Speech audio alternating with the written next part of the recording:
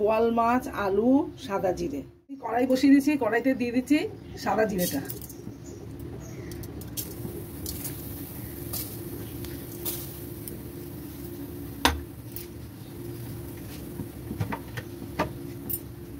আমি সাদা জিরেটা ভেজে নেব।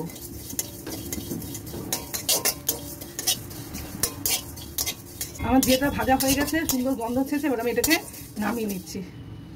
আমি কড়াইতে তেল বসিয়ে দিয়েছি। এবার বোয়াল মাছটা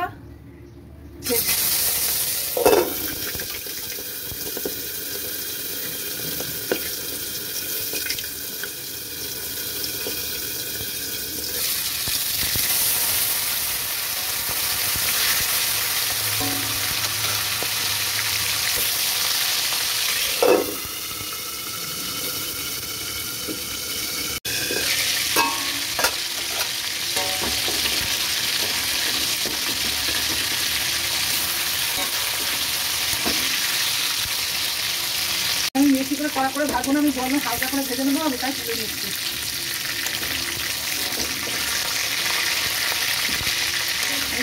সবকটা মাছ ভাজা হয়ে গেছে। মাছ ভাজার তেলেই আমি আলুটা দিয়ে দিচ্ছি। আলুটা একটু ভেজে নেব।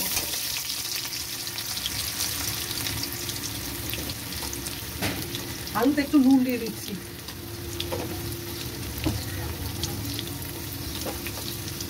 আলুটা ভাজা হয়ে গেছে, আমি এবার তুলে দিচ্ছি।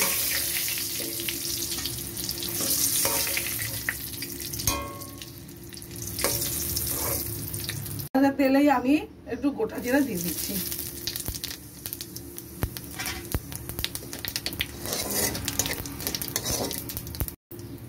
জিরে ভাজা হয়ে গেছে, আমি টমেটো দিয়ে দিচ্ছি। টমেটো আমারটা সেদ্ধ করা। জিরেটা ভাজা হয়ে গেছে, জিরে ভাজার মধ্যে আমি টমেটোটা দিয়ে দিলাম। টমেটোটা সেদ্ধ করা। দিয়ে দিচ্ছি ধনে জিরে গুঁড়ো।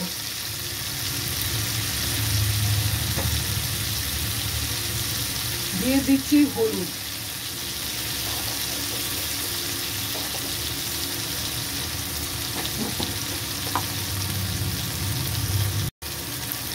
দিয়ে দিচ্ছি স্বাদ মতন নুন। এবার এটাকে ভালো করে কষিয়ে নেব।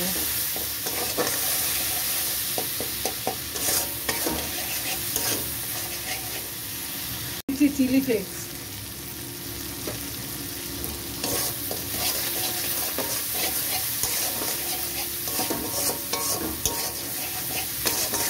এবার মশলাটাকে আমি ভালো করে কষিয়ে নেব। সামান্য জল। জল দিয়ে ভালো করে কষিয়ে নেব। আমার মশলাটা মোটামুটি কষিয়ে এসছে, আমি দিয়ে দিচ্ছি আলু।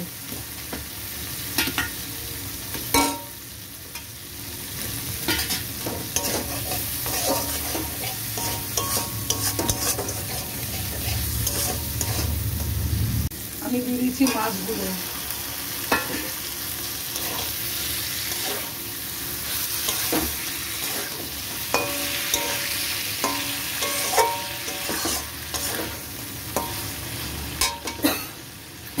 মশলাটা কষানো হয়ে গেছে।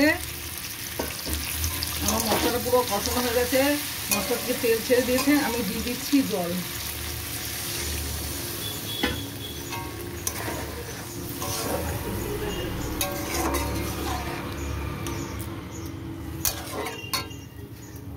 আমি জিরেটা গুঁড়ো করে নিয়েছি। আমার আলু সেদ্ধ হয়ে গেছে, আমি এবার আলু নামিয়ে নেবো মাছটাকে।